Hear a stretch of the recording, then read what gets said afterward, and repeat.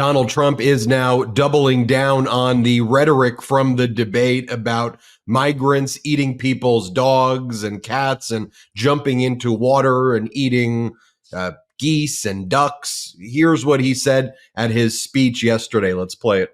Recording of 911 calls even show residents are reporting that the migrants are walking off with the town's geese. They take in the geese. You know where the geese are? In the park, in the lake. And even walking off with their pets. My dog's been taken. My dog's been stolen. This can only happen. What he's saying in a major swing state in Tucson, Arizona. I want to bring in Carlos Eduardo Espinoza. Carlos is going to be on the MeidasTouch network a lot right now, but I'm sure you probably know him. His TikTok account has over 10 million followers. He spoke at the Democratic National Convention. Such a compelling moment, I thought, of the Democratic National Convention. Carlos, welcome to the MeidasTouch network. And, you know, this comes on the heels of news from earlier in the day. The Springfield City School District, which is one of the areas being targeted by Donald Trump and MAGA with these lies, has told ABC News they just evacuated 2 elementary schools, Perrin Woods and Snow Hill Elementary. They're currently releasing those students to their parents. What do you make of all of this? Well, I think this is a disgrace what's going on. And the fact that this has been debunked already and Donald Trump and J.D. Vance and everyone around them continues to push this narrative, I mean, it's completely unacceptable. And it shows that they're fundamentally unfit for office. And what it really boils down to, they don't want to admit it, it's racism. They're scared of black people. They don't like black people, but they can't say that openly. So now Haitian has become, this kind of code word for them to express it in a more, how would I say, politically acceptable, which I don't think it is. But unfortunately, that's what it's become. You look at on the ground in Springfield, a lot of the people who are expressing this anti-Haitian sentiment they're outright saying it. I mean, you can go look at the videos for yourself. It's horrible what they're saying, and it's really frightening. But you look at the other side, Springfield, Ohio is a city that was in decline, a declining population, a declining economy, a declining everything. Haitians, were invited to come by the city government to go and work there. They filled a lot of jobs that were vacant, and they've been done really good for the economy. It started to grow again. You have interviews with factory workers and business owners in the area saying, hey, the Haitians, they work hard, they've been contributing. But obviously that doesn't get as much attention as all this outrage. And it's really disgusting to see. And like I said, it just shows that Donald Trump and J.D. Vance, at the root of what they're doing is they're playing to people's fear. They're playing to people's hate towards immigrants, towards people of color. And unfortunately, it's been successful, but I'm hoping that more people will open their eyes and see through this, because this is just outrageous. Carlos, I want to remind everyone of the incredible speech you gave at the Democratic National Convention. Then I want to make a broader point, though, about the contrast between the Democratic National Convention, where people were chanting USA, USA, and holding USA signs, and the Republican National Convention, or should I say the MAGA National Convention, where they were holding signs that said mass deportation now, and were chanting send them back, send them back. But just to remind everyone the incredible speech you gave, let's just show a small portion of it. Immigrated to College Station, Texas. You told them that one day their son would reach 14 million followers on social media, graduate law school, and speak at the Democratic National Convention. They might not believe you. It was a very patriotic convention, the Democratic National Convention, and Vice President Kamala Harris's campaign showed the split screen, though, between the DNC with the USA signs and the Republican convention with the mass deportation signs that were up there. What'd you make of that contrast, and how'd you feel overall about the real patriotism, I think, at the DNC? Yeah, well, my message is very simple, and it relates back to what we're talking about right now. A lot of the people, I would say the majority of the people who immigrate to the United States, they do so because they believe in American values. They cherish democracy. They cherish, a free market, personal liberties, all these things that MAGA has shown that they're completely against. So even in the case of the Haitian migrants in Springfield, many of them are showing to be more pro-America and really defend American values than the people who are attacking them and hating them, because it's not an American value, to be racist, to attack immigrants, to close your doors. And later in that speech, I even quoted Ronald Reagan just to show that like there was a time where even Republicans kind of understood that, immigration is an American value. To be pro-immigrant is to be pro-America. That's what I said in my speech, and I stick to that. And I think, or I don't think, I know that a lot of these MAGA values are not American values. So this idea, right, that you have to hate immigrants if you love America is just completely absurd. And it's one of the things that frustrates me the most about Trumpism in general, that it's made people believe this lie, which it is a lie. I mean, we love immigrants in the United States. Immigrants make this country stronger. People who, like myself, who are first generation, second generation, over time, we will continue to contribute to society, and America will continue to be great, thanks to, in great part, immigrants' contributions, whether we be from Mexico, Uruguay, in my case, or from Haiti, what's going on now, or Venezuela, or Colombia, or wherever it may be, or from Europe, or wherever. I mean, I think that's really an important point to make. And I like, as you mentioned, that now the Democrats are moving towards reclaiming patriotism in a sense, because, hey, we love America, I would say, a lot more than the MAGA people do. One of the things that they talk about at the Republican National Convention, the MAGA National Convention, and Trump says is mass deportation. And he actually says it's going to be bloody. And when you drill down into what he's saying, he believes, and he's lying about it, that he says there's hundreds of millions of people, he said, that are here illegally, which just means, I think, that he's going to go around knocking on people's doors. And if he doesn't have if their skin color isn't what he likes, almost regardless of their status, he's going to take them and forcibly remove them. Local police knocking on doors. Let me just show you what he says in his own words, but I'd love for you to maybe spell out for the American people here, like what that means when he talks about mass deportation and the effect that could have in really tearing apart our country. But here's what he says he wants to do. He says on day one, let's play it. And, getting them out will be a bloody story. Should have never been allowed to come into our country. Nobody checked them. Nobody. A bloody story, he says. I mean, this is absurd. You look back at his speeches. He says he's going to model his system after what Eisenhower did. He says Eisenhower was a great president on immigration. What was Eisenhower's mass deportation strategy?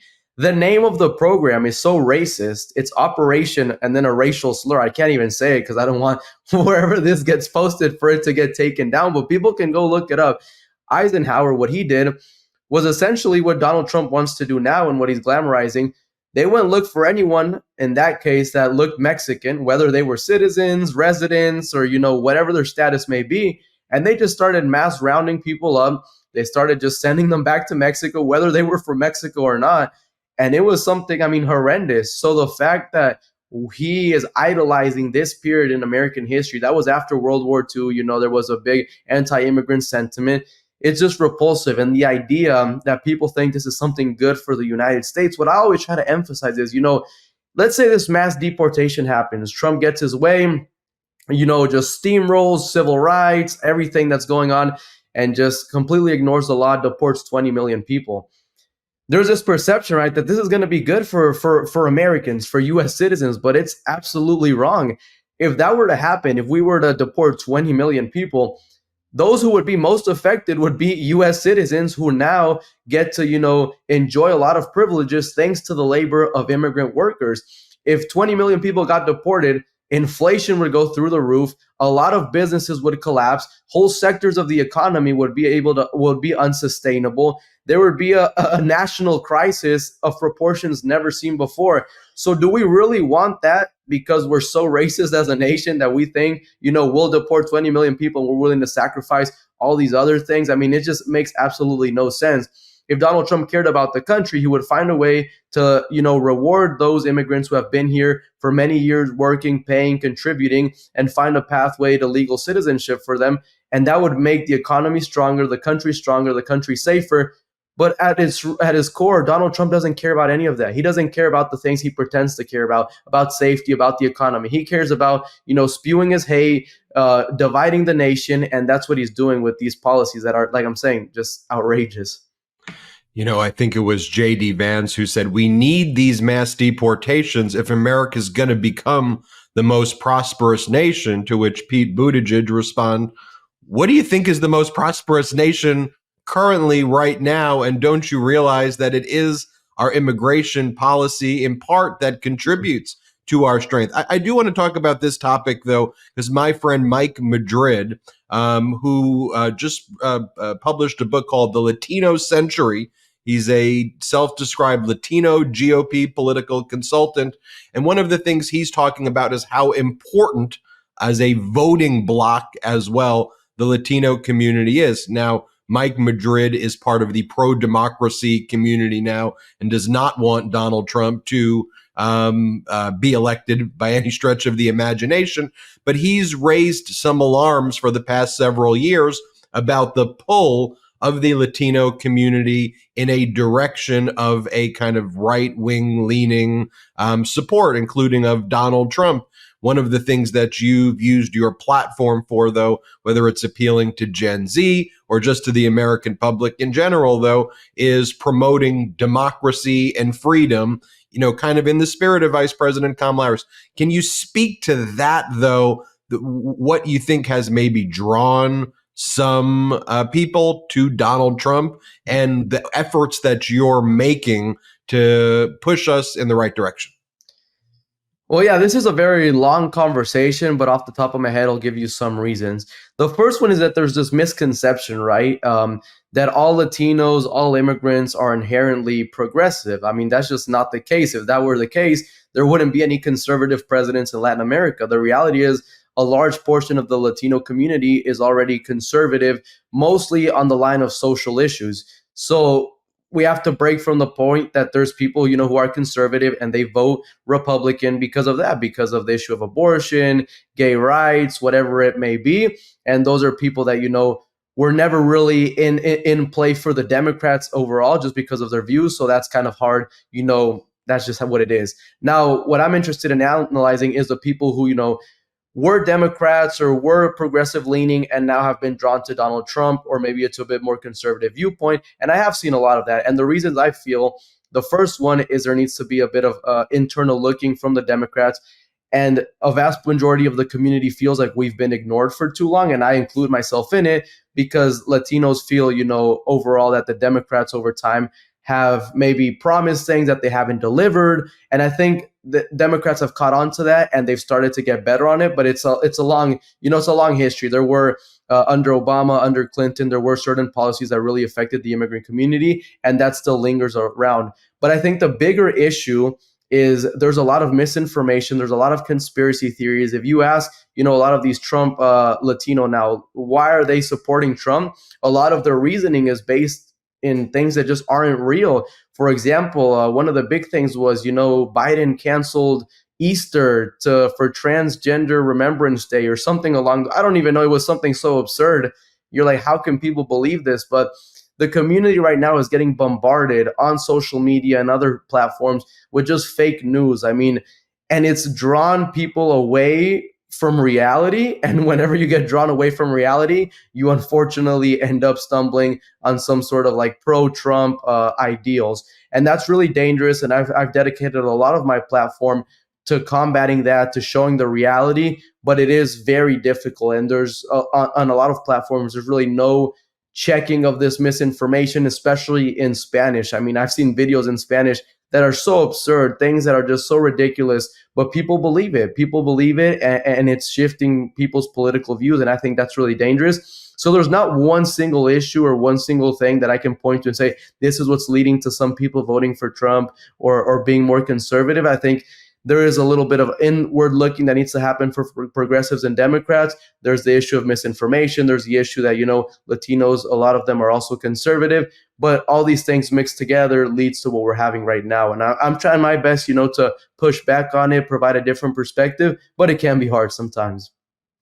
Well, I appreciate all the work you're doing. Everybody, make sure you follow Carlos Eduardo Espina on his TikTok. He's got 10.3 million followers, but follow him on all of his platforms. I know you have an X, formerly Twitter account as well. And make sure you follow him on Instagram and check it out. And Carlos, I hope you do come back on our network, and we will continue to kind of highlight all of your efforts.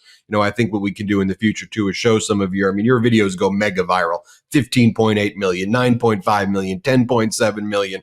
And I can't stress enough how important it is getting out the truth like that. So thanks for all of your work. No, thank you. And yeah, let's keep it going. Let's go. Real quick, Meta just changed their algorithm to suppress political content. Please follow our Instagram @MeidasTouch right now as we head towards 400,000 followers so you don't miss a beat.